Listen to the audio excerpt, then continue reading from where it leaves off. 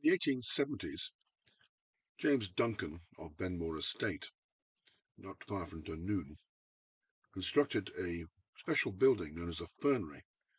The purpose of the fernery was to house both exotic ferns from around the world and also native species, there being 70 native species of ferns growing in Britain. Duncan by trade was a sugar refiner, and the building was strictly functional rather than of any particular architectural style.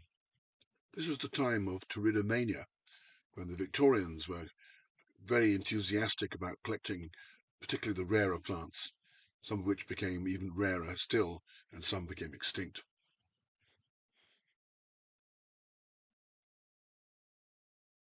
In 1889, Duncan was forced to sell up the property. It was purchased by Henry John Younger and used as a hunting estate. This was probably the time at which the coal heating stopped due to the expense. It had provided the adequate climate for the rarer species of exotic foreign ferns.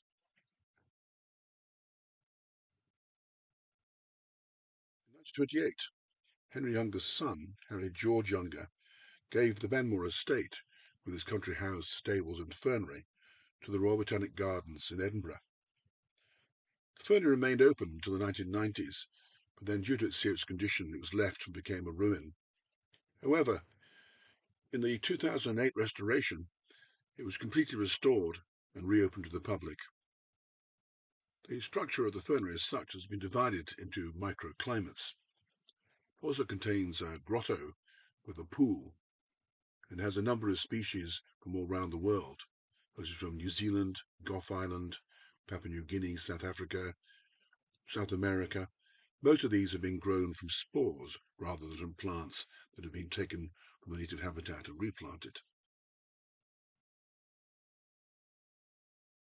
Other species have come from islands such as Robinson Crusoe Island, the Juan Fernandez, also from Chile, Hawaii, Mexico, and the Azores, and of course some species from the British Isles.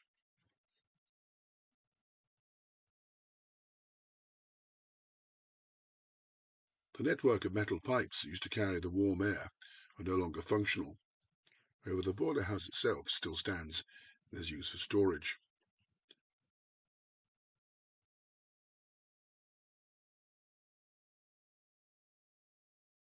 In addition to the microclimates provided within the fernery, there are also various habitats. Plants can grow either in wet conditions, dry conditions, on the open ground. There are various stones protruding from the walls which are used as plant platforms, and so on and so forth.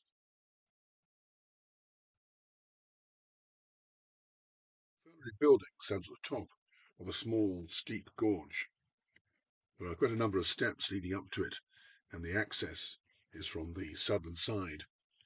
It was at one time a northern access as well, and the old steps can still be seen.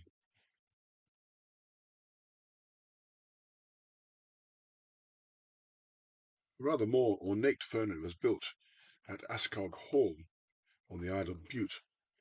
This also fell into disuse, but has also been restored.